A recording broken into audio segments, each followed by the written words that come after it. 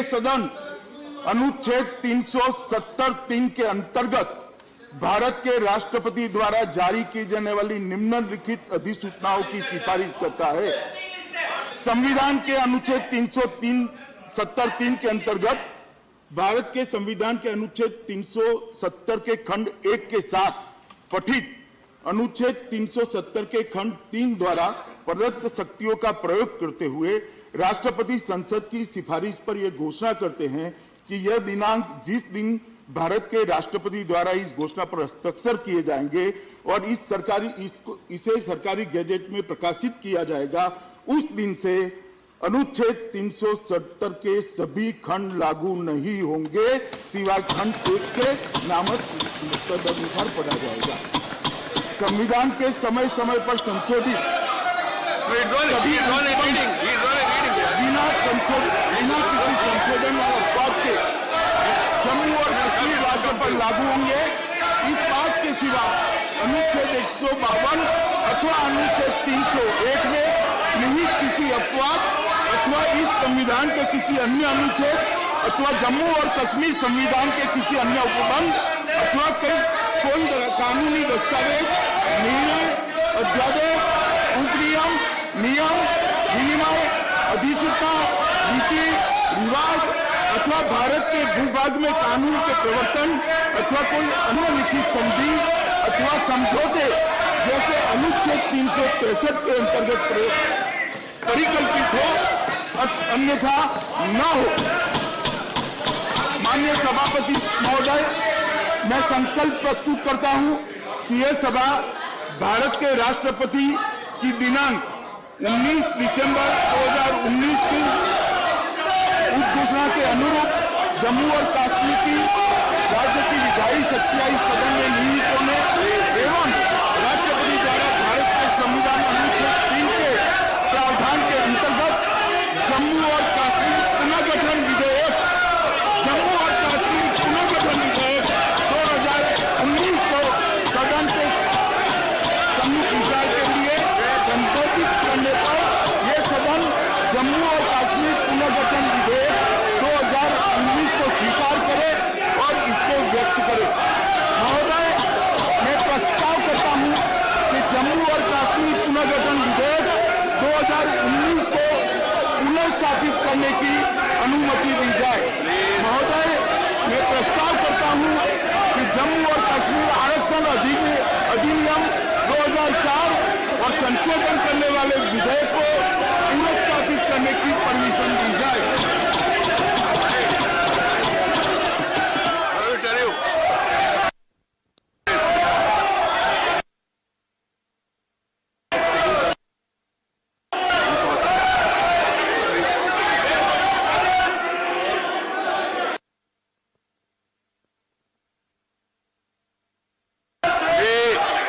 Amit Shah to move for leave to introduce Jammu Kashmir Reservation Second Amendment Bill.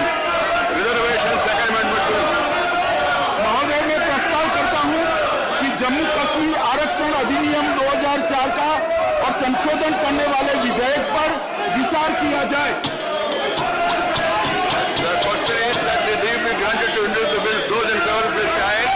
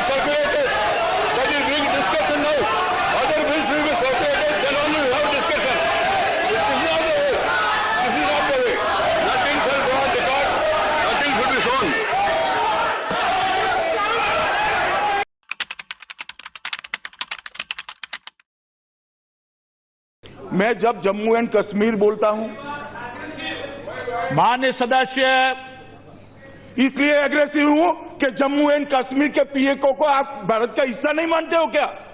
Aggressive ना हो, जान दे देंगे इसके लिए। क्या बात कर रहे हो आप? एग्रेसिव होने की क्या बात कर रहे हो? जान दे देंगे इसके लिए।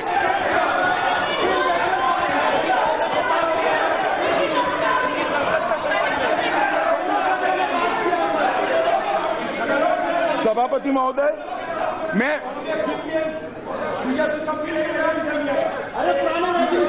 अधीर रंजन प्लीज, बैठ जाओ भाई, बैठ जाओ। माननीय सर प्लीज, सभापति महोदय, माननीय प्लीज प्लीज, आपको मैंने इजाजत नहीं दी है, प्लीज बैठ जाइए। माननीय गृह मंत्री जी के अलावा कोई सदस्य नहीं बोलेगा। महोदय, मैं ये बात रिकॉर्ड पर रखना चाहता हूं कि जब मैं सदन में जब जम्मू एंड कश्मीर राज्य बोला हूं, तब पाक ऑक्यूपाई कश्मीर और अक्साई चीन दोनों इसका हिस्सा है, ये बात को और हमारे संविधान ने जम्मू कश्मीर की जो सीमाएं तय करी है और जम्मू कश्मीर के संविधान ने जम्मू कश्मीर की जो सीमाएं तय की है, उसके अंदर पाक ऑक्यूपाई कश्मीर और अक्साई चीन दोनों समाहित। बालू जी, I think we are in a state of undeclared emergency. Probably. Because my friend, why are you in a hurry? Don't be in a hurry. Because you were in a hurry, the cart is before the horse. Your Home Minister tried to put the horse before the horse. That's not correct. Don't be in a hurry. That is why my friend, who is a member of Parliament of Lok Sabha, Farooq Abdullah, I don't know where he is, whether he is in house arrest or arrested. Mr. Omar Abdullah and another chief minister, former chief minister Mehbooba, both were, we don't know where they are. First of all,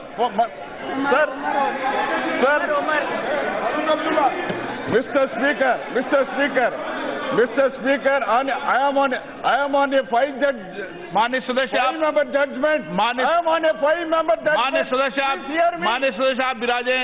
माननीय सदस्य आप विराजे। जब माननीय सदस्य please sit down, please माननीय सदस्य please sit down, please बात नो।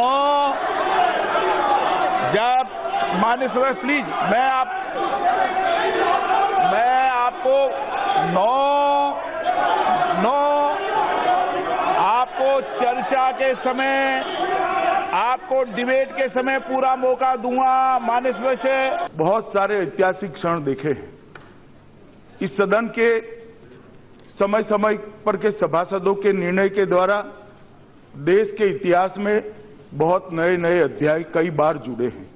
मैं आज बड़े गर्व के साथ कहना चाहता हूं कि आज दोनों ये प्रस्ताव और ये बिल भारत के इतिहास में स्वर्णिम अक्षरों के साथ अंकित हुए।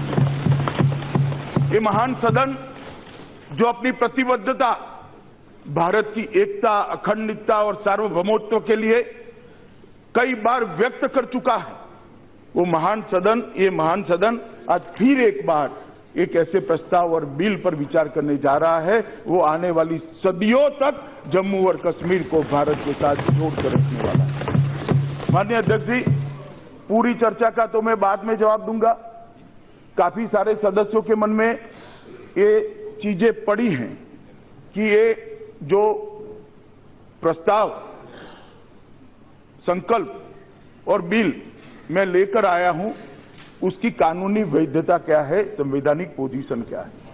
तो मैं सबसे पहले सभी सभासद इस पर पूरी जानकारी के साथ चर्चा में हिस्सा ले सके, इसलिए इसकी कानूनी और संवैधानिक स्थिति को स्पष्ट करना चाहता हूं। सभापति, माननीय अध्यक्ष जी, राष्ट्रपति महोदय ने कल एक कॉन्स्टिट्यूशन ऑर्डर 2019 साइन किया है। इसके तहत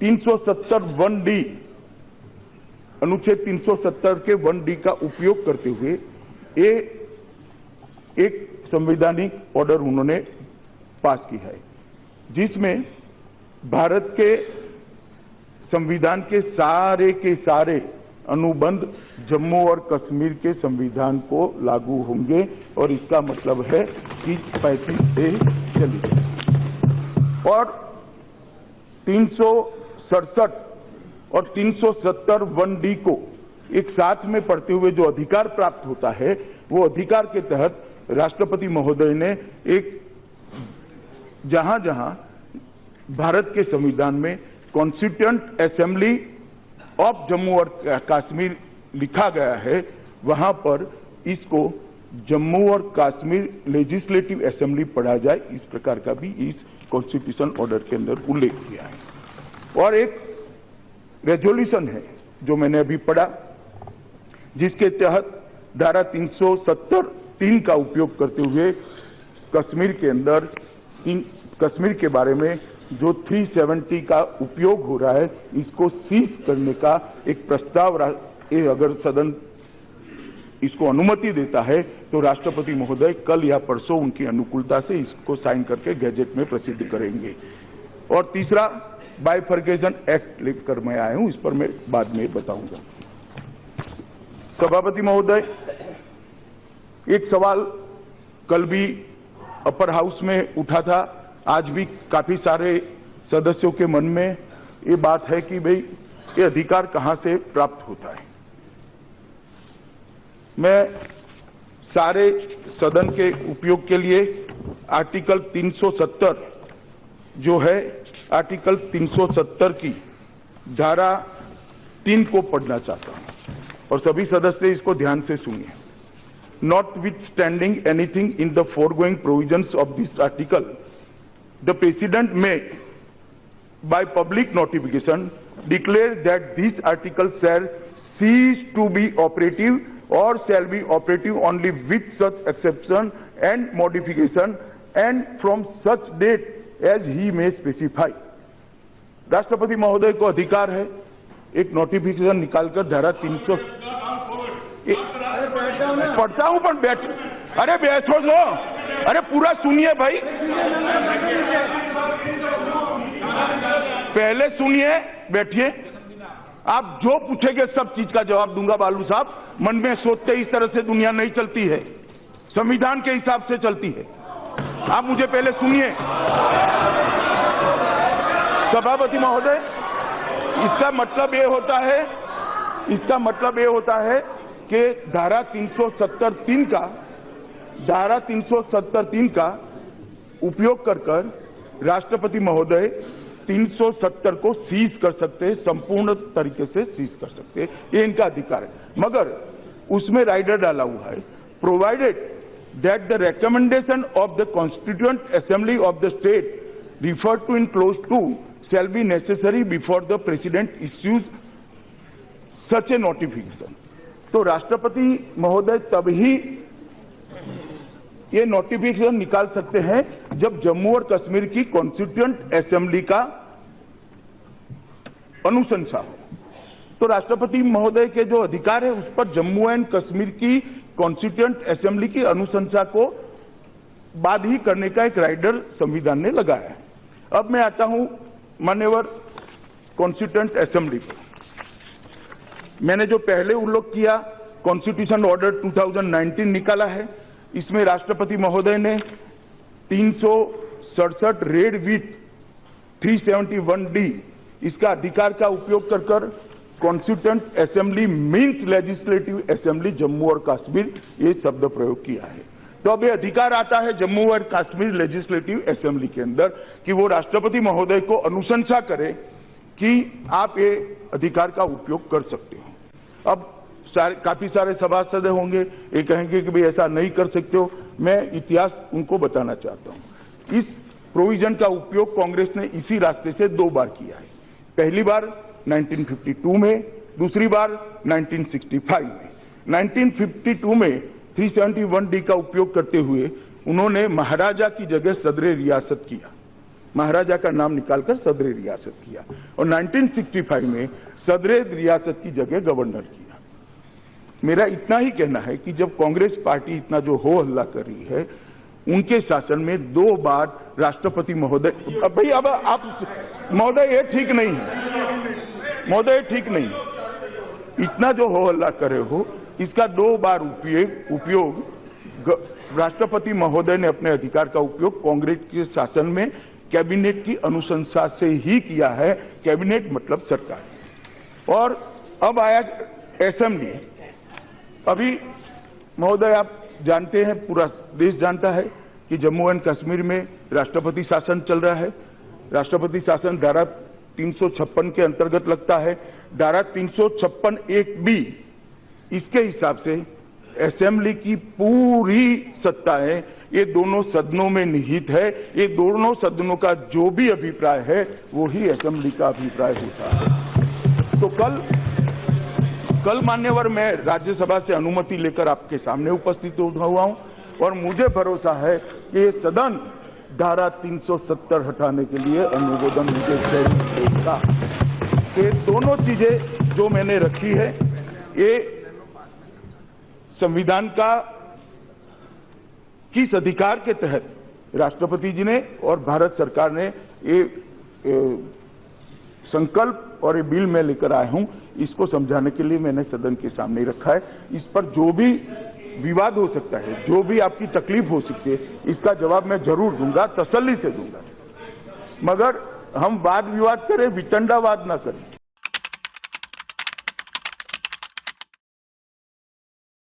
मान्यवर,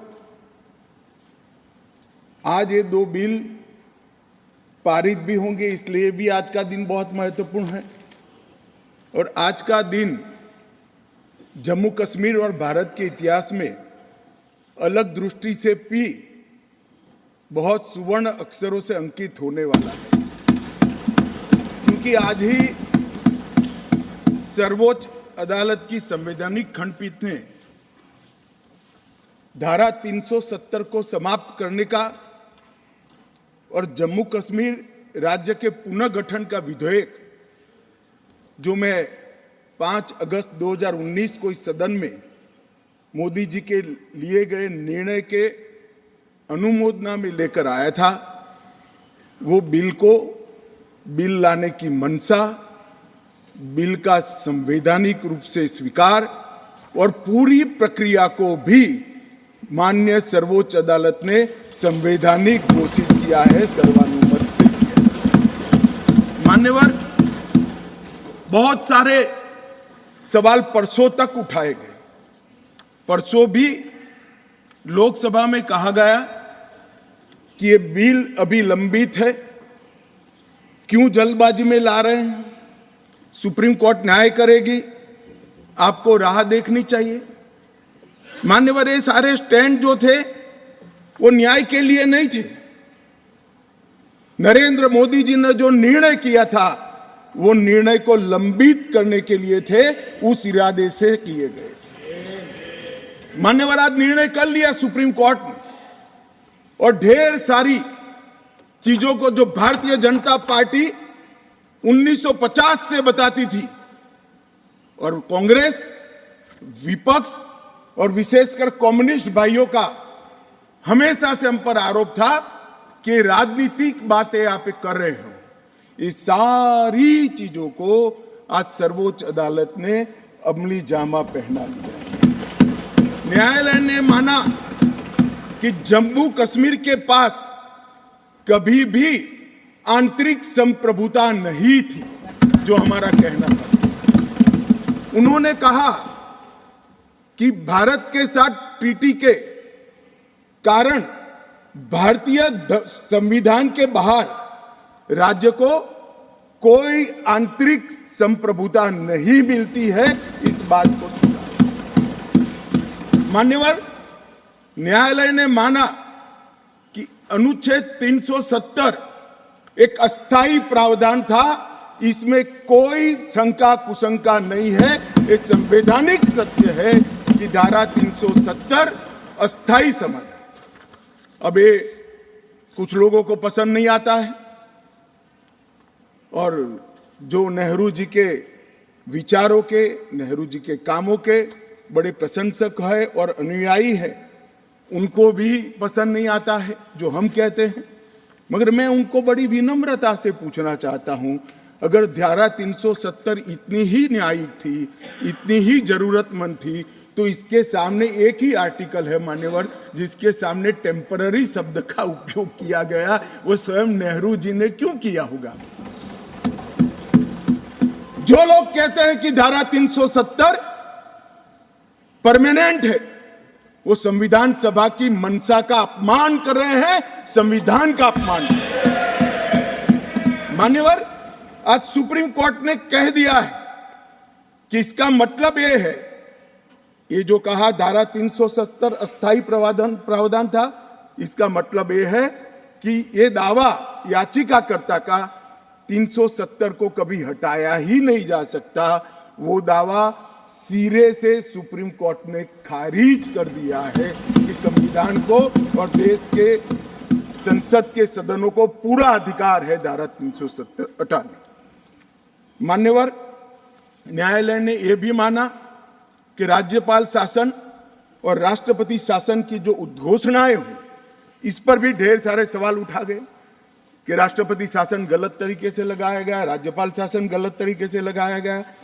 इन्होंने भी, सुप्रीम कोर्ट ने यह भी माना कि राज्यपाल शासन और राष्ट्रपति शासन की उद्घोषणाओं को चुनौती देना ठीक नहीं है, ये पूर्ण रूप से संवैधानिक प्रक्रिया के तहत। मान्यवर, अनुच्छेद 370(3) में जो प्रावधान है वो संविधान सभा ने ही तय किया है।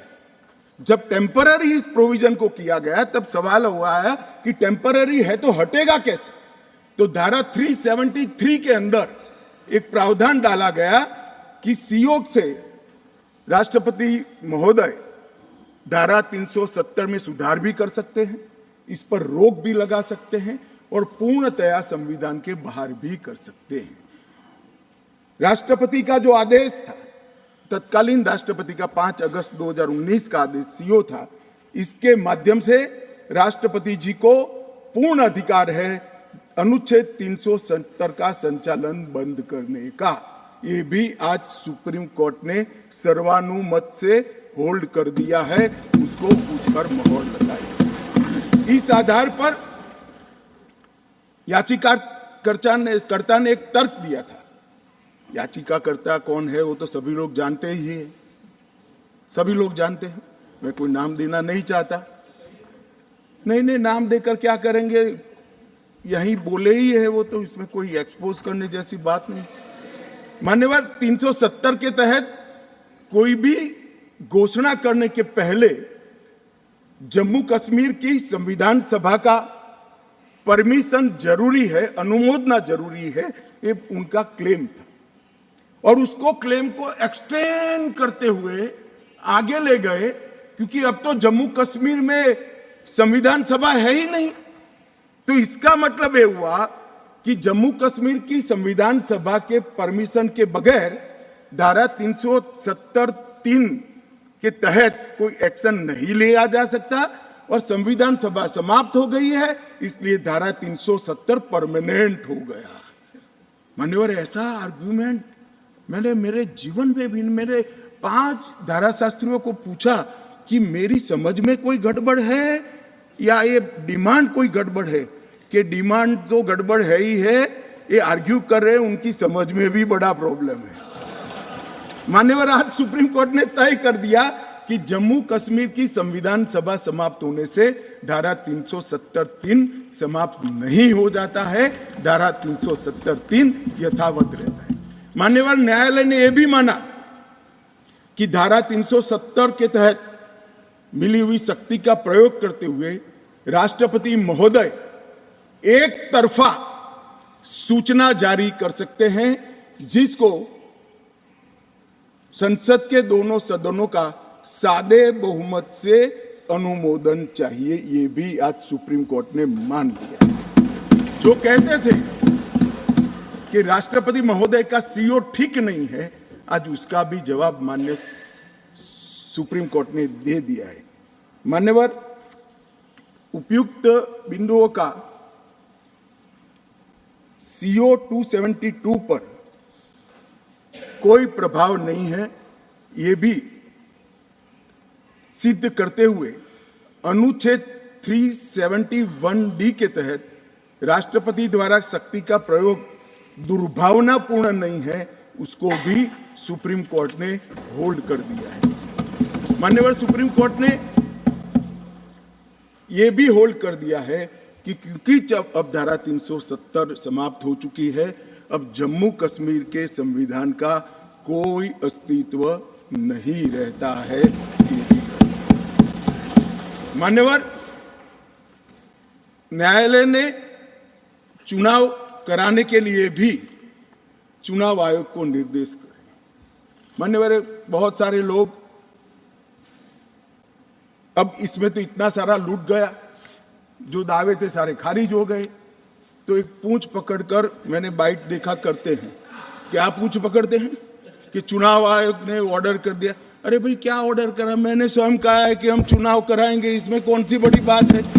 इसी सदन में कहा है, लोकसभा में करा है, एज अ गृह मंत्री ऑन रिकॉर्ड करा है। उन्होंने कहा कि भाई राज्य का स्टेटस वापिस देंगे, तो ये भी मैंने कहा है कि अप्रोप्रिएट टाइम पर राज्य का स्टेटस हम वापिस देंगे।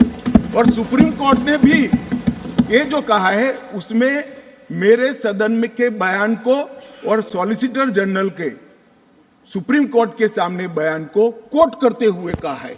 अब मुझे कोई समझाए इसमें विजय कहां से हुई है। घोर पराजय में विजय कैसे ढूंढना, इसकी कला कोई आप लोगों से सीख ले साहब। इतने बड़े घोर पराजय विजय कैसे ढूंढना, इसका कोई अभ्यास वर्ग साहब रखना चाहिए साथ में। ये बहुत बड़ी कला है। मैं तो आज अगर उनके जैसे मेरे विचार होते तो ये सुप्रीम कोर्ट के जजमेंट को देखकर डिप्रेशन के मारे 1 महीना सदन में ना आता, मगर ये तो प्रेस कर रहे हैं। और कांग्रेस पार्टी ने आज प्रेस करी मान्यवर, और प्रेस में क्या किया कहा कांग्रेस पार्टी ने? कांग्रेस पार्टी ने ये कहा मान्यवर कि ये जजमेंट आने के बाद भी हम मानते हैं कि धारा 370 को गलत तरीके से हटाया गया है। अब मान्यवर देश के दोनों सदनों ने, देश की संसद की दोनों सदनों ने राष्ट्रपति के सीओ को अनुमोदना दे दी, कानून पारित हो गया, कानून नोटिफाइड हो गया। किसी ने चैलेंज भी किया सुप्रीम कोर्ट में, ठीक है, सबका अधिकार है, करना चाहिए। सुप्रीम कोर्ट में एक लंबी बहस भी हुई, 5 जजों की बेंच बनी और 5 सीनियर मोस्ट जज बने बैठे इसमें। लंबी बहस, सबकी सुनवाई हुई, आज फैसला भी आ गया। मगर ये फैसले के बाद भी ये कहते हैं कि हम इसको नहीं मानते हैं और हम मानते हैं कि धारा 370 गलत तरीके से हटाया गया है। मान्यवर मैं इनको नहीं समझा सकता, मेरी तो मर्यादा है ऐसा, नहीं समझा सकता कि वास्तविकता क्या है। हमें समझना चाहिए कि 42,000 लोग मारे गए हैं। क्यों मारे गए? सवाल हिंदू मुस्लिम का नहीं है। इनसे ज्यादा मुसलमान गुजरात में है, कश्मीर से ज्यादा मुसलमान उत्तर प्रदेश में है, कश्मीर से ज्यादा मुसलमान बिहार में है, कश्मीर से ज्यादा मुसलमान आसाम में है। क्यों वहां अलगाववाद नहीं हुआ? क्यों वहां टेररिज्म नहीं हुआ? बाउंड्री का भी सवाल नहीं है साहब। कई ऐसे राज्य हैं, राजस्थान की बाउंड्री भी पाकिस्तान से लगती है, गुजरात की बाउंड्री भी पाकिस्तान से लगती। क्यों हुआ? क्योंकि धारा 370 अलगाववाद को बल देती थी और अलगाववाद के कारण आतंकवाद खड़ा हुआ। ये समझना ही नहीं था। एक गलत फैसला हो जाता है, कितने भी बड़े आदमी से हो सकता है, किसी भी पार्टी से भी हो सकता है, मगर जब इतिहास सिद्ध कर दे, समय सिद्ध कर दे ये फैसला गलत है, देश के हित में वापिस आना चाहिए। अभी भी मैं कहता हूं वापिस आइए, वरना जितने बचे हो इतने भी नहीं बचोगे। अगर अभी भी इस फैसले को चिपक कर रहना चाहते हो तो देश की जनता देखती है 2024 में 2-2 हाथ भी हो जाएंगे और जनता का परिणाम भी आ जाएगा और मोदी जी तीसरी बार प्रधानमंत्री भी। मान्यवर मैं कुछ बातें कहना चाहता हूं, बहुत कुछ कहा है, अभी कहा गया नेहरू के कारण कश्मीर यहां है, नेहरू जी के न होते तो शायद ये बिल ही नहीं आता और कश्मीर होता ही नहीं। इस तरह से कहा। मैं आज कहना चाहता हूं कि जो आजादी के बाद भारत की रचना को जानते हैं उनको मालूम होगा हैदराबाद में इससे भी बड़ा प्रॉब्लम हुआ था। क्या जवाहरलाल जी गए थे क्या?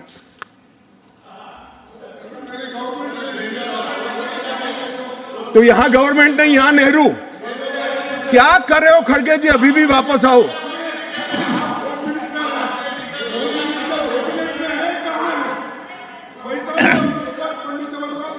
एक मिनट, रिकॉर्ड पर है। कश्मीर में दिग्विजय जी ने सरदार पटेल का नाम नहीं लिया। एक नाम दिया शेख अब्दुल्ला का, दूसरा नाम दिया जवाहरलाल नेहरू का। तो वो होम मिनिस्टर थे, क्यों नहीं दिया भाई?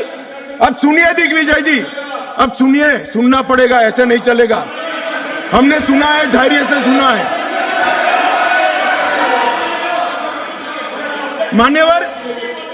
मान्यवर जूनागढ़ में क्या जवाहरलाल नेहरू गए थे? हैदराबाद में जवाहरलाल नेहरू गए थे? लक्षद्वीप में जवाहरलाल नेहरू गए थे? जोधपुर में जवाहरलाल नेहरू गए थे? जवाहरलाल नेहरू एक ही जगह काम देखते थे, जम्मू कश्मीर में, जिसको आधा छोड़कर आ गए। एक ही जगह देखते। मान्यवर, दूसरा, विलय लेट क्यों हुआ? सारे लोग जानते हैं साहब, इतिहास को 1000 फुट नीचे दफन कर दो, वो ऐसा बीज है जो वटवृक्ष बनकर सच्चाई बाहर आ जाती है। सब जानते हैं कि हमारा विलय इसलिए लेट हुआ कि महाराजा पर किसी एक व्यक्ति को विशेष स्थान देने का आग्रह था, शेख अब्दुल्ला को विशेष स्थान देने का आग्रह था। इसके कारण विलय लेट हुआ और पाकिस्तान को आक्रमण करने का मौका मिला। मैं आज ये पूछना चाहता हूं कि इतने सारे कठिन राज्यों का विलय हो गया, कहीं पर 370 क्यों नहीं है? क्यों नहीं है? ना जोधपुर में है, ना जूनागढ़ में है, ना हैदराबाद में है, ना लक्षद्वीप में है। क्यों 370 नहीं है? कि संवेदनशील हृदय के कारण 370 है। संवेदनशील हृदय। मान्यवर, कंडीशन किसने रखी? किसने स्वीकार की? इतिहास जवाब मांगता है, देश की जनता जवाब मांगती है, जवाब देना पड़ेगा, भाग नहीं सकते इतिहास से कोई। मान्यवर, सेना भेजने में देरी क्यों हुई? और ये कहते हैं कि इसके बाद भी देरी हुई है।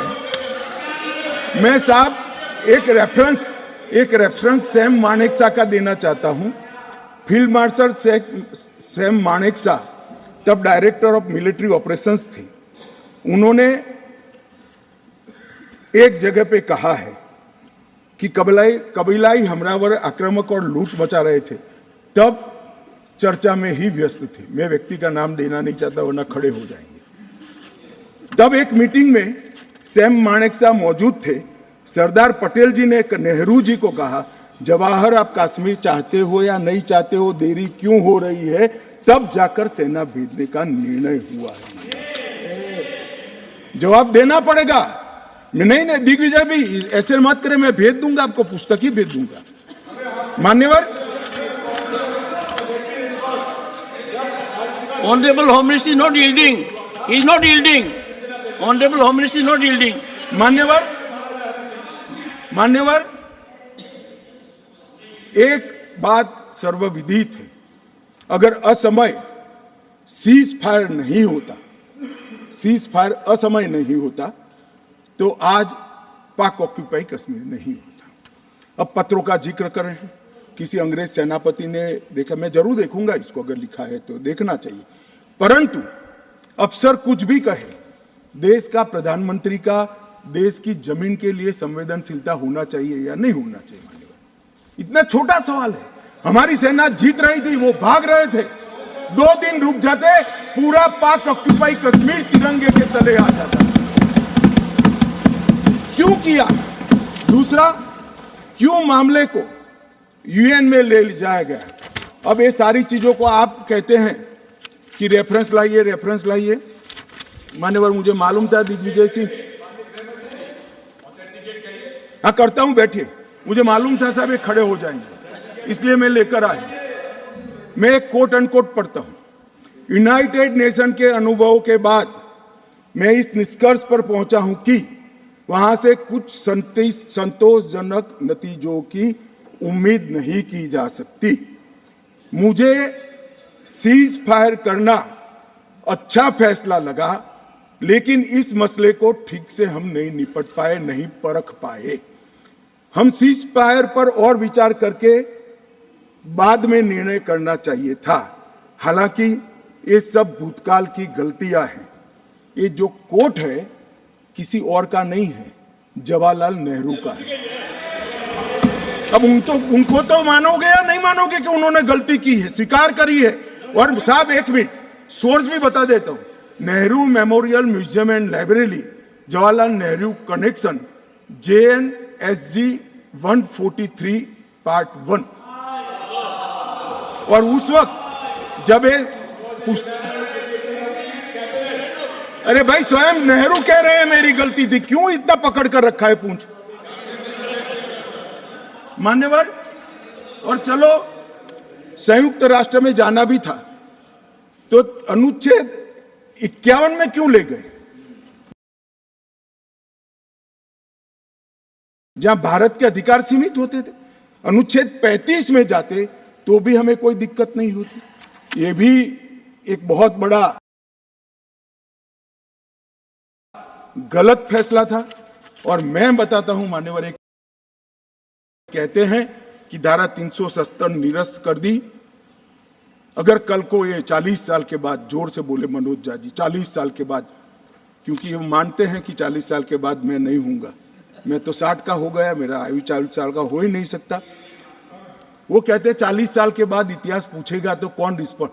मैं बताता हूं 2 सदी तक अगर धारा 370 का फैसला गलत है तो मेरी सरकार का है, मेरा फैसला है। प्रधानमंत्री नरेंद्र मोदी जी ने यह फैसला लिया है। ना मोदी जी इस फैसले से भाग सकते हैं, ना हमारी कैबिनेट भाग सकते हैं, और ना हमारा पार्टी भाग सकता है। रिस्पॉन्सिबिलिटी ऑन करनी पड़ती है। जब इमेज बिल्डिंग के लिए बड़े बड़े फैसले लेते हैं, संवेदनशील दिमाग से फैसले लेते हैं, तब इसको ओन भी करना पड़ता है और देश को जवाब भी देना पड़ता है। इस तरह से नहीं चलता है इतिहास। और इतिहास, मेरी बात आज भी मानकर चलिए दिग्विजय सिंह, इतिहास किसी को नहीं बख्शता है, किसी को नहीं बख्शता है। और टेररिज्म के अंदर कोई अपना योगदान नहीं है। मान्यवर, बार काउंसिल में भी जो समर्थक थे उनको भी संदेश कर दिया गया है। और रोजगार, पासपोर्ट और गवर्नमेंट कॉन्ट्रैक्ट के लिए भी हमने ढेर सारी चीजें करी हैं। मान्यवर, आदत पड़ गई थी, हमले हो तो बुला देना, इधर उधर कोई बड़ा एक्शन ले लेना जिससे दूसरे दिन के अखबार के टाइटल बदल जाए। हम छिपाने में विश्वास नहीं करते हैं मान्यवर। हमारे समय में भी हमले हुए शुरू में, क्योंकि पुरानी आदत पड़ी थी। उरी में भी हुआ, पुलवामा में भी हुआ। हमने सर्जिकल स्ट्राइक और एयर स्ट्राइक कर घर में घुसकर जवाब देने का काम है। हमें संवेदनशीलता कश्मीर के युवाओं के लिए, मगर संवेदनशीलता की व्याख्या टेररिज्म के लिए नहीं। माफ करना दिग्विजय जी, टेररिस्टों के लिए हमारे मन में कोई संवेद नहीं। हथियार डाल दे, मेन स्ट्रीम में आए, स्वागत है उनका। मन मैं आज भी कहता हूं, नॉर्थ ईस्ट में कई लोग हथियार डालकर मेन स्ट्रीम में आए हैं। अगर कश्मीर में भी युवा भले हाथ में हथियार पकड़ा हो, हथियार डाल दे, कानून की अदालत के शरण में आए, हम उसका स्वागत करते हैं। संवेदना से हमारा हृदय भरपूर है। मान्यवर, हमने जो किया है वो युवाओं के लिए किया है। मान्यवर, ये लोग पूछते हैं कि क्या हुआ। हमने धारा 370 और 35A को हटा दिया। मान्यवर, धारा 370 और 35A कश्मीर के लोगों को तो अन्याय करती ही थी, मगर देश के आत्मसम्मान को भी ठेस पहुंचा।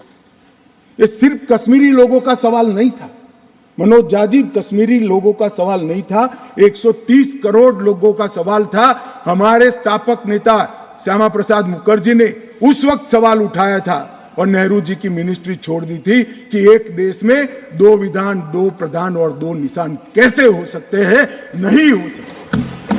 और इसलिए इन्होंने इस पर आंदोलन किया और उनकी शंकास्पद मृत्यु हो गई और वो शहीद हो गए।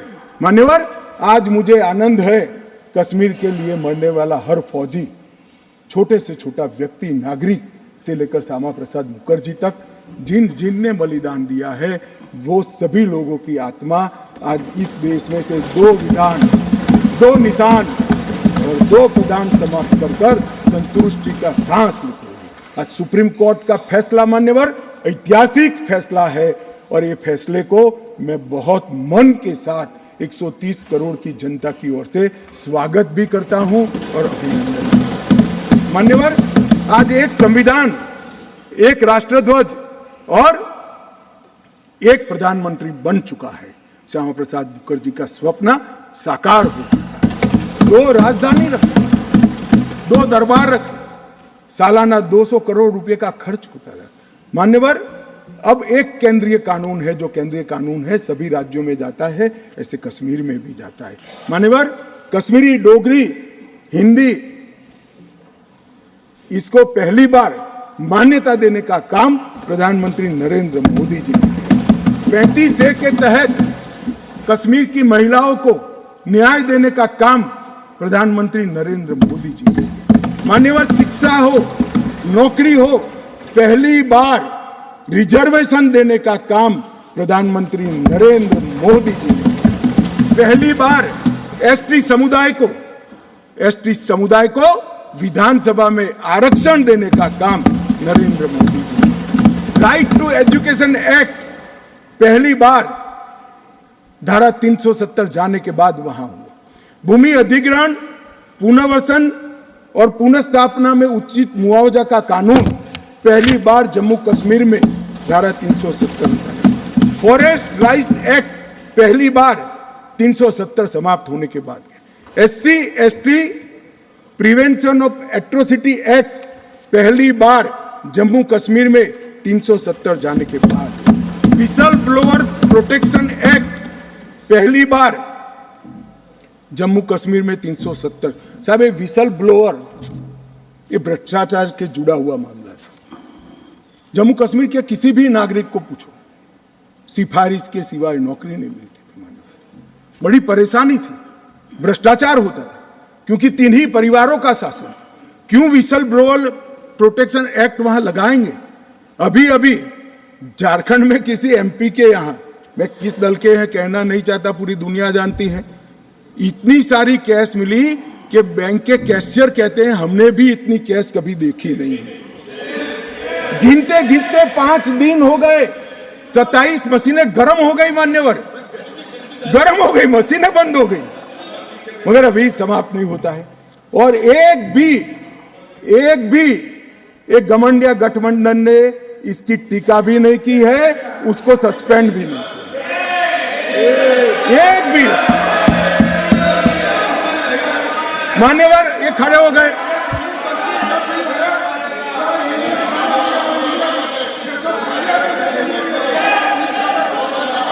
चलो इंडिया अलायंस ने, मान्यवर इंडिया अलायंस ने इसकी टीका भी नहीं की।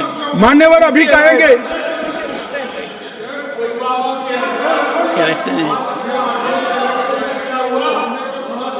Correction is elected, but take it. मान्यवर मुझे मालूम है नहीं बैठेंगे, क्योंकि OBC को सम्मान देना है, महिलाओं को रिजर्वेशन देना है, ये नहीं बैठेंगे, मुझे पूरा भरोसा है। वॉकआउट करेंगे। कितनी भी कटु बात को हम सुन लिए, अब आप जवाब नहीं सुनोगे, क्या बात है? 6 घंटे तक मैंने सुना है आपको, कैसे नहीं सुनोगे मुझे?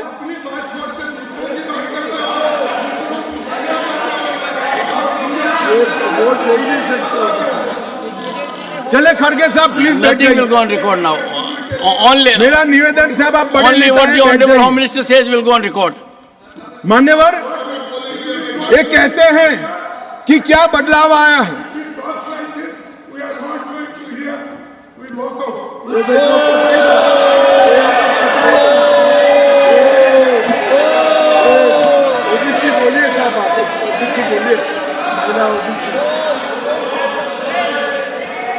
सर ये महिला और ओबीसी के लिए नहीं बैठ सकते।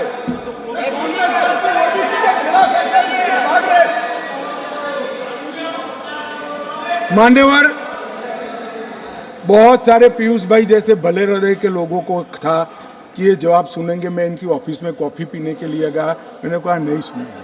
तो पीयूष भाई ने मुझे पूछा क्यों नहीं सुनेंगे, मैं कोई कांग्रेस पार्टी ओबीसी विरोधी पार्टी है, इसलिए निश्चित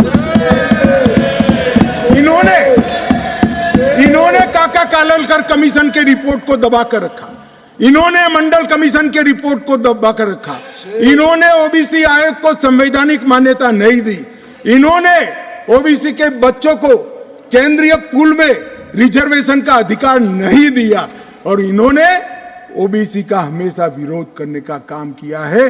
अभी अभी इनके नेता को किसी एनजीओ ने लीक कर दिया है, अर्थ मालूम है या नहीं है मालूम नहीं, कभी पूछ ले कोई फुल फॉर्म तो तकलीफ आ जाए मान्यवर, परंतु अभी एक लीक कर दिया है तो ओबीसी ओबीसी ओबीसी। तो एक पत्रकार मुझे कह रहा था इतना बोले मैं कि इसकी एक तिथि होती है 180 दिन, पहली बार कब मिले बोले वो देख लेना, 180 दिन के बाद विषय बदल जाएगा। इसमें कुछ मन से नहीं होता है साहब। पूरा जीवन इनके पिताजी ने संसद के लोकसभा में खड़े रहकर मंडल कमीशन को लागू करने का विरोध कर दिया, वो आज ओबीसी की बात कर रहे हैं। मुझे तो भरोसा साहब नहीं बैठेंगे, मगर साहब ये पूछ रहे थे क्या परिवर्तन आया है। मैं आज उनको कहना चाहता हूं कि मुरली मनोहर जी राष्ट्रीय अध्यक्ष थे, नरेंद्र मोदी जी हमारी यात्रा के संयोजक थे, लाल चौक में तिरंगा फहराना था, हम सभी गए थे, हमें जाने नहीं दिया। मोदी जी और कुछ लोग जान की परवाह करे बगैर गए और तिरंगा फहरा है। तिरंगा फहराने के लिए भारत के हिस्से पर सेना को दखल करना पड़ता था, वही लाल चौक में 26 जनवरी को घर घर तिरंगा फहरा गया मान्यवर।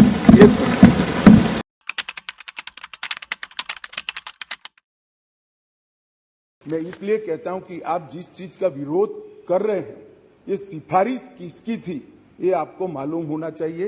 ये पंडित नेहरू की सिफारिश थी मान्यवर।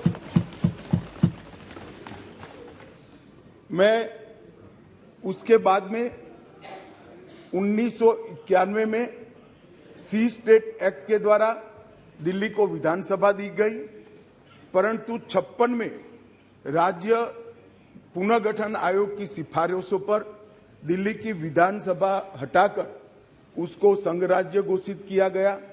लगभग 3 दशक तक ये व्यवस्था चलती रही।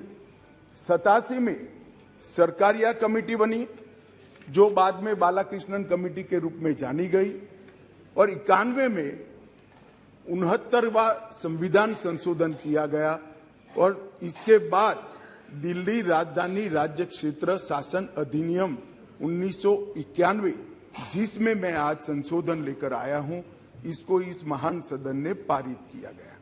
और वही विधेयक के अंदर, संविधान संशोधन के अंदर 239A जिसका मैंने जिक्र किया, उसमें इस संसद को राजधानी क्षेत्र के किसी भी हिस्से के लिए और किसी भी कार्य के लिए कानून बनाने के लिए संपूर्ण अधिकार संसद को देने का काम किया गया। मान्यवर, समस्या कहां से समाप्त शुरू हुई?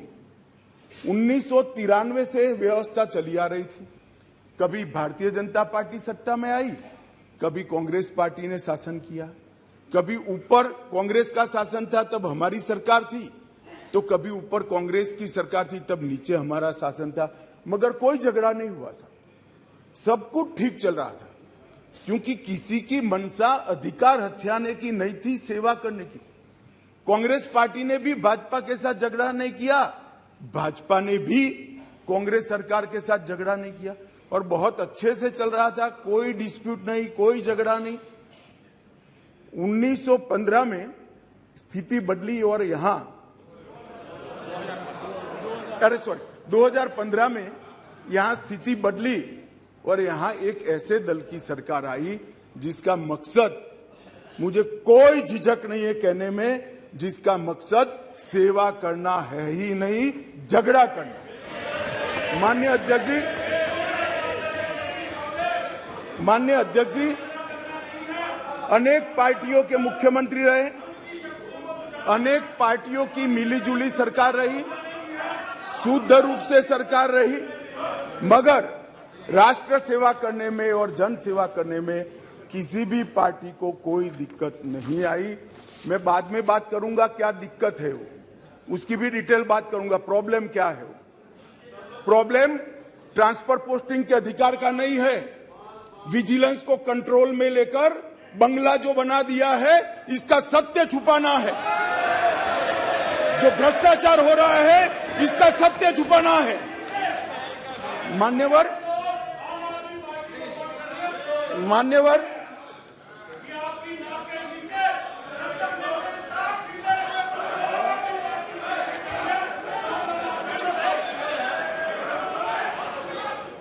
मान्यवर उसके बाद में 15 में अचानक ही दिल्ली राज्य सरकार ने एक विषय सर्कुलर निकाला जिसमें उन्होंने ट्रांसफर पोस्टिंग के अधिकार अपने हाथ में लिए। केंद्र सरकार ने एक नोटिफिकेशन निकाला, उसको हाईकोर्ट में चैलेंज किया गया। हाईकोर्ट का फैसला केंद्र सरकार के पक्ष में आया, इसको सुप्रीम कोर्ट में चैलेंज कर दिया गया, उसमें खंडित जनादेश आया, फिर संविधान पीठ बनी। संविधान पीठ ने कुछ फैसले कर नीचे फिर से 2 जजों की बेंच को दिया, उसमें भी सहमति नहीं बन पाई और फिर से संविधान पीठ बनी जिसने अभी फैसला दिया। मान्यवर वो जो इंटरप्रिटेशन है, वो इंटरप्रिटेशन उन्होंने कानूनी और मॉरल दृष्टि से नहीं किया। उन्होंने इंटरप्रिटेशन कानून की स्थितियों का करते हुए ये कहा है कि फिर भी दिल्ली देश की संसद को और भारत सरकार को दिल्ली संघ राज्य क्षेत्र के लिए हर प्रकार का कानून बनाने का अधिकार है। वो अधिकार का उपयोग कर एक वटहुकम, एक नोटिफिकेशन निकाला गया और वो नोटिफिकेशन इसलिए निकालना पड़ा कि संसद उस वक्त काम नहीं कर रही, मतलब संसद बैठी नहीं थी, बैठकें चल नहीं रही, तो नोटिफिकेशन निकला और संसद सत्र के अनुपस्थिति में जो नोटिफिकेशन निकला इसको मैं यहां लेकर आया हूं, जो आज सदन के चर्चा के लिए मैंने आप सबके सामने रखा है। मेरा सभी पक्ष के सदस्यों से विनती है कि चुनाव जीतने के लिए, किसी समर्थन हासिल करने के लिए किसी पक्ष का विधेयक का समर्थन करना या विरोध करना, ऐसी राजनीति नहीं करनी चाहिए। नए गठबंधन बनाने के अनेक प्रकार होते हैं। नया गठबंधन बनाने के अनेक प्रकार होते हैं। विधेयक और कानून देश के भले के लिए लेकर आते हैं, इसका विरोध या इसका समर्थन भी देश के और दिल्ली के भले के लिए करना चाहिए। अगर हमारी राजनीति में थोड़ी स्वीकृति कम है तो सबको मिलाना है, दिल्ली का जो होना है वो हो, जितना भ्रष्टाचार होना है वो हो, मंत्री कुछ भी करे, मुख्यमंत्री करोड़ों के बंगले बनाए, मगर हम विपक्ष में रहते हुए समर्थन करेंगे क्योंकि हमें गठबंधन बनाना है। इस तरह से नहीं सोचना चाहिए। मेरी अपील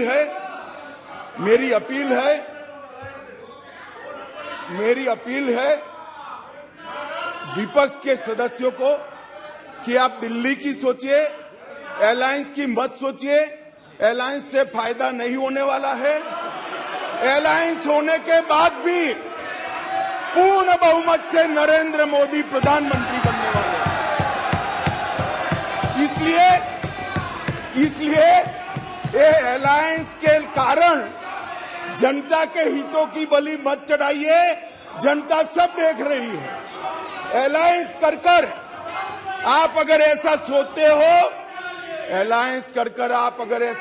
हो, कि जनता का विश्वास हासिल कर दिया जाएगा, जनता का विश्वास आपको मिला था, मगर जिस तरह से 10 साल यूपीए ने शासन चलाया, 12 लाख करोड़ के घपले घोटाले करे, इसलिए आज वहां बैठे। और मैं फिर से कहना चाहता हूं, दिल्ली सरकार के घपले, घोटाले, भ्रष्टाचार को प्रच्छन्न रूप से अलायंस की गरज के कारण मदद कर रहे हो। पूरा देश देख रहा है और पूरा देश चुनाव में इसका हिसाब किताब करेगा। मान्यवर, मैंने ये सदन के सामने रखा है बिल को। मेरा सभी से निवेदन है कि अलायंस के मद्देनजर इस पर अपना अभिप्राय न करे। देश के और राजधानी क्षेत्र के भले के लिए न्यूट्रलिटी से बात करे। और वैसे भी मैं बता देता हूं, विशेषकर कांग्रेस पार्टी वालों को, कि ये बिल पारित होने के बाद वो अलायंस में आपके साथ आने वाले नहीं है। तो जो सच है वो करिए। इतना अपील करके मेरी बात को समाप्त करें।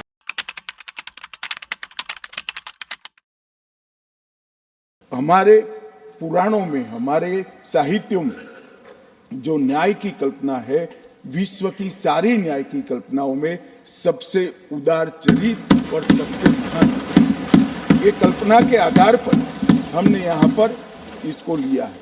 सिर्फ इसकी भारतीयता पर हमने आग्रह किया इतना नहीं है, हमने इसको, मैं आज विश्वास के साथ कह रहा हूं मान्यवर, जब इसका पूरा इम्प्लीमेंटेशन हो जाएगा तब एफआईआर से लेकर जजमेंट तक की पूरी प्रक्रिया ऑनलाइन हो जाएगी। और टेक्निक का सबसे ज्यादा उपयोग अगर कोई एक देश की क्रिमिनल जस्टिस सिस्टम के अंदर होगा तो वो भारत की क्रिमिनल जस्टिस सिस्टम होगा। मान्यवर, 0 एफआईआर, EFIR और लगभग 2027 तक देश भर के सभी केस के रिकॉर्ड को डिजिटाइज करने का प्रावधान भी हमने किया है। मान्यवर,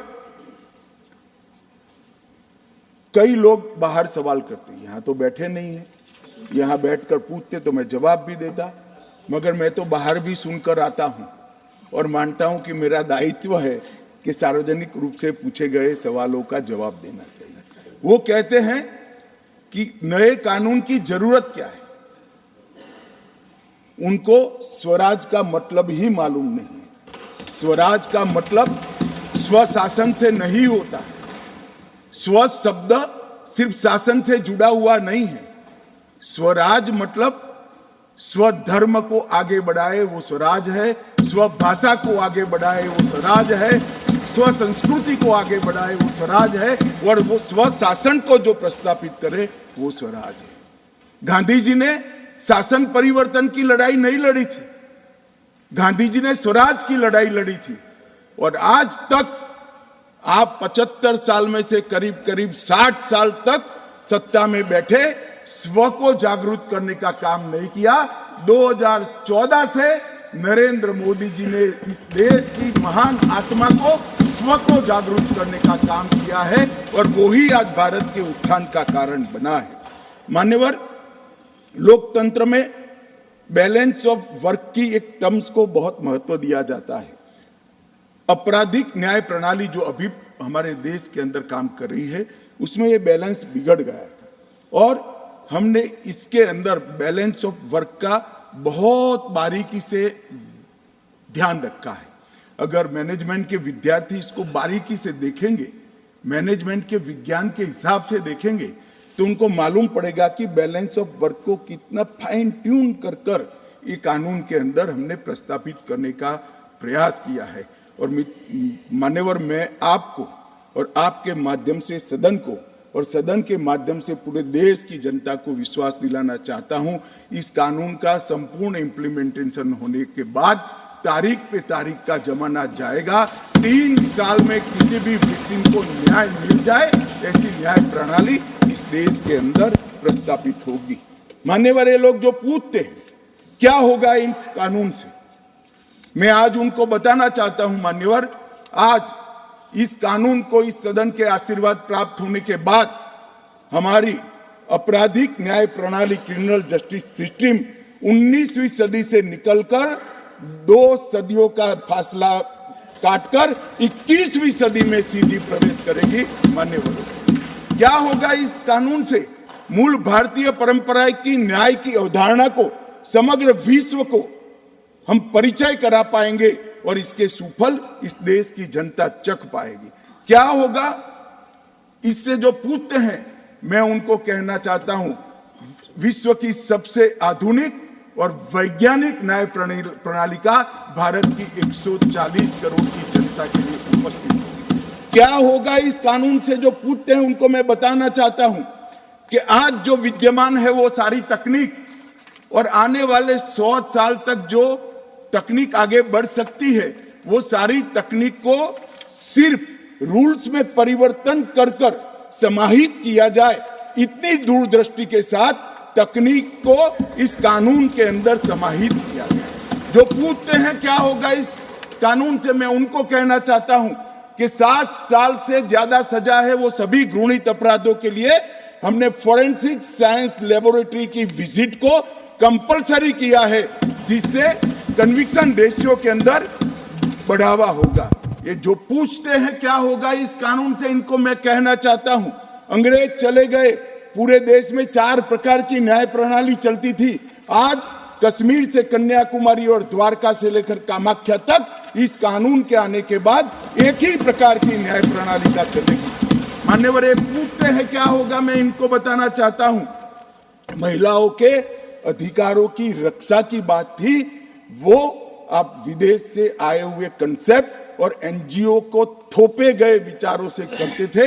हम मातृशक्ति के सम्मान के लिए परंपरागत हमारा जो सम्मान है, वो सम्मान को इस कानून के अंदर कानून का स्वरूप देने में सफल हुए, मैं बताना चाहता हूं। मान्यवर, तो पूछते हैं क्या होगा इस कानून से, आजादी के 75 साल तक और 4 दशक से आतंकवाद का दंश झेलने के बाद इस देश की आपराधिक न्याय प्रणाली के कानूनों के अंदर आतंकवाद की डेफिनेशन नहीं थी। नरेंद्र मोदी जी ने जीरो टॉलरेंस टुवर्ड आतंकवाद का परिचय कराते हुए टेररिज्म की डेफिनेशन को इसके अंदर शामिल किया है। मान्यवर, जो पूछते हैं इस कानून से क्या होगा, मैं उनको बताना चाहता हूं कि इस कानून से राज्यद्रोह अब देशद्रोह के अंदर बदल गया है। राज्य के शासन की रक्षा के लिए एक जमाना था जब ब्रिटिश ताज का इस देश के अंदर शासन था। मान्यवर, रानी के खिलाफ कोई आवाज नहीं कर सकता, फांसी पे चढ़ा दिए जाए।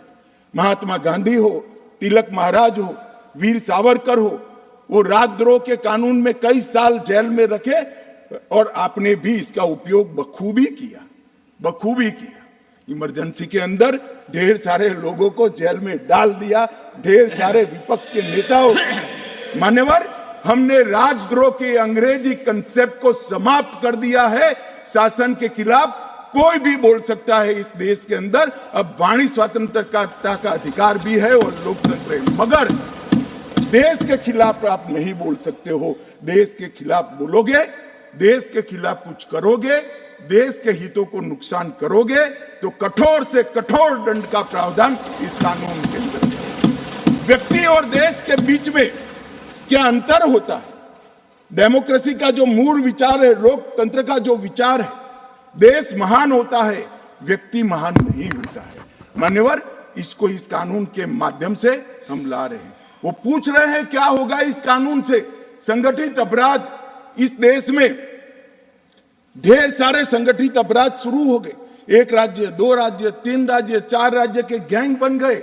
संगठित गैंग बनकर अपराध करते थे। अपराध करने वालों को पकड़ते थे, वो तो उसका हाथ था मान्यवर, दिमाग कहीं और बैठा होता था। इसको 120B की एक निर्बल धारा से कानून के शिकंजे में लाते थे। अब संगठित अपराध के लिए हमने एक नई अवधारणा, नई व्याख्या जोड़कर संगठित अपराध पर नकेल कसने का काम इस कानून के माध्यम से। जो पूछते हैं क्या होगा इस कानून से, इनको मैं कहना चाहता हूं, जो लिबरलाइजेशन की बात करते हैं, छोटे से गुनाह के लिए जेल में डालने का जो कंसेप्ट था अंग्रेजों का, गलती होती है मान्यवर। पहली बार कोई गलती करता है, दूसरी बार गलती करता है, जानबूझकर नहीं किया है फिर भी गुनाह होता है। ऐसे लोगों के लिए जेल में पहुंचाने की जगह पछतावे के लिए कम्युनिटी सर्विस का प्रोविजन हमें इस कानून के अंदर। जो कहते हैं क्या होगा, जल्दी न्याय मिलेगा। गरीब आदमी के लिए न्याय महंगा नहीं होगा। टेक्नोलॉजी का उपयोग कर कर और पुलिस, वकील और कोर्ट तीनों को लिए समय मर्यादा बनाकर हमने जल्दी न्याय की प्रक्रिया को आगे बढ़ा है। अब तारीख पे तारीख नहीं होगी, 3 साल के अंदर फैसला हाथ में आएगा। जो कहते हैं क्या हुआ है, कई बार भ्रष्टाचार से कोई जजमेंट इधर उधर आ जाता है, गलती से आता है, इसकी अपील का निर्णय कौन करता है माननीय महाराज? अपील जिसने प्रोसिक्यूशन का जो वकील है वो ही करता है। हमने इसमें डायरेक्टर ऑफ प्रोसिक्यूशन के अस्तित्व को कंपलसरी कर दिया है, जो पहले एडवाइजर था, और हर जिले में एक डायरेक्टर प्रोसिक्यूशन रहेगा जो पूरी प्रोसिक्यूशन की प्रक्रिया से अलग रहकर ये अपील योग्य केस है या नहीं है इसका निर्णय करेगा। इससे सबको मालूम पड़ेगा। और अंत में जो कह रहे हैं इससे क्या होगा, मैं इनको कहना चाहता हूं, ब्रिटिश संसद ने बनाए हुए कानूनों को समाप्त कर कर मोदी जी ने भारतीय संसद की गौरव को बढ़ाया है। आज पूरा देश एक कानून पारित होने के बाद हमारी संसद के बनाए हुए कानून के आधार पर मान्यवर एक गौरव का अनुभव वो नहीं कर सकते। मैं समझ रहा हूं नहीं कर सकते। जिनका दृष्टिकोण भारतीय है वो समझ सकता है कितने बड़े गौरव की बात है, मगर इटालियन चश्मा जिन्होंने पहना है वो इसको नहीं समझ सकते। वो अपेक्षा भी देश की जनता को उनसे नहीं है।